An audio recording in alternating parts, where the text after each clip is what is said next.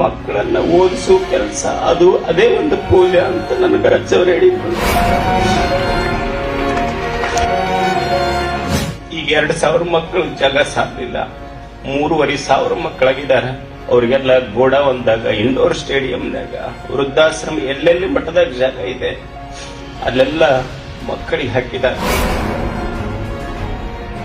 ಓದ್ಲಿಕ್ಕೆ ಎಷ್ಟು ಸಮಸ್ಯೆ ಇತ್ತು, ಓದ್ಲಿಕ್ಕಾಗಲಿಲ್ಲ. ನನಗಜ್ಜವರು ಸ್ಥಳ ಕೊಟ್ಟು, ಅನ್ನ ಕೊಟ್ಟು, ಜಾಗ ಕೊಟ್ಟು, ಪುಸ್ತಕ ಕೊಟ್ಟು ಓದಿಸಿದ್ರು. ಅದೇ ರೀತಿಯಾಗಿ ನಾಡಿನಲ್ಲಿ ಸಾವಿರಾರು ಬಡ ಮಕ್ಕಳು ವಿದ್ಯೆ ಇಲ್ಲದೆ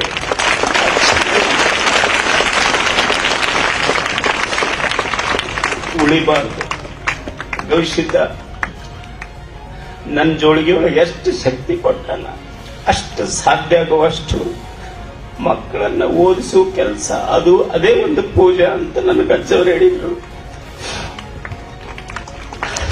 ಆ ನಿಟ್ಟಿನಲ್ಲಿ ಇವತ್ತು ಸುಮಾರು 160 ಮಕ್ಕಳಿದ್ದಿಂದ ಶುರುವಾಗಿ ನಾವು 1000 ಮಕ್ಕಳಕ್ಕಂತ ಶುರು ಮಾಡಿದ್ವಿ. ಸುಮಾರು 2,000 ಮಕ್ಕಳಾದ್ರು. ಈಗ 2,000 ಮಕ್ಕಳು ಜಾಗ ಸಾಲಿಲ್ಲ, 3,500 ಮಕ್ಕಳಾಗಿದ್ದಾರೆ. ಅವ್ರಿಗೆಲ್ಲ ಗೋಡಾವನ್ದಾಗ, ಇಂಡೋರ್ ಸ್ಟೇಡಿಯಂನಾಗ, ವೃದ್ಧಾಶ್ರಮ ಎಲ್ಲೆಲ್ಲಿ ಮಟ್ಟದಾಗ ಜಾಗ ಇದೆ ಅಲ್ಲೆಲ್ಲ ಮಕ್ಕಳಿಗೆ ಹಾಕಿದ್ದಾರೆ. ಇನ್ನೂ ಸುಮಾರು 400-500 ಜನ ವಿದ್ಯಾರ್ಥಿಗಳು ಅವರ ಹೆಸರು ಬರೆಸಿ ಹೋಗಿದ್ದಾರೆ. ಅವರಿಗೆಲ್ಲ ಅನಾನುಕೂಲ ಆಗ್ತಾ ಇದೆ.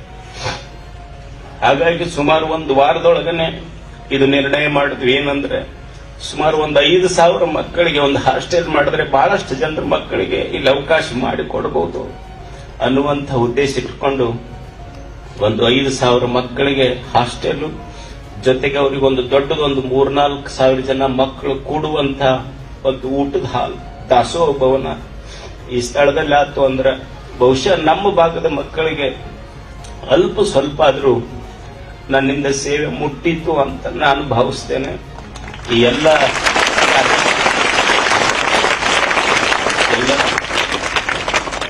ಹಿರಿಯರು ಬಂದಿದ್ದಾರೆ, ಜನಪ್ರತಿನಿಧಿಗಳು ಬಂದಿದ್ದಾರೆ, ಅಧಿಕಾರಿಗಳು ಬಂದಿದ್ದಾರೆ. ಅವರೆಲ್ಲರ ಪ್ರೀತಿ, ಪ್ರೇಮ, ಹಿರಿಯರ ಸಹಕಾರ ಇರಲಿ.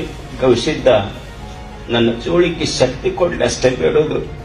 ಇದನ್ನ ಎಷ್ಟು ಜಲ್ದಿ ಸಾಧ್ಯ ಇದೆನೋ ಅಷ್ಟು ಜಲ್ದಿ ಈ ಕಾರ್ಯಕ್ರಮವನ್ನು ಮುಗಿಸಿ 5,000 ಮಕ್ಕಳಿಗೆ ಇಲ್ಲಿ ಅವಕಾಶ ಮಾಡಿಕೊಡ್ಲಿಕ್ಕೆ ಗವಿಸಿದ್ದ ಅದೊಂದು ಶಕ್ತಿ ಕೊಡ್ಲಿ ಅಂತ ಪ್ರಾರ್ಥಿಸಿ ಈ ಕಾರ್ಯಕ್ರಮಕ್ಕೆ ಎಲ್ಲರೂ ಪ್ರೀತಿಯಿಂದ ಬಂದಿದ್ದಾರೆ. ನೋಡ್ರಿ, ಒಂದು ಫೋನ್ ಮಾಡಿವಿ ಅಷ್ಟೇ, ನಾವ್ ಯಾರಿಗೆ ಏನು ಆಮಂತ್ರಣ ಕೊಟ್ಟಿಲ್ಲ, ಏನೂ ಇಲ್ಲ.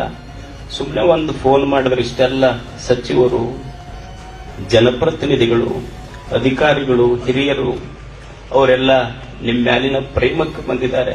ಅವರ ಪ್ರೇಮ ಸದಾ ಇರಲಿ.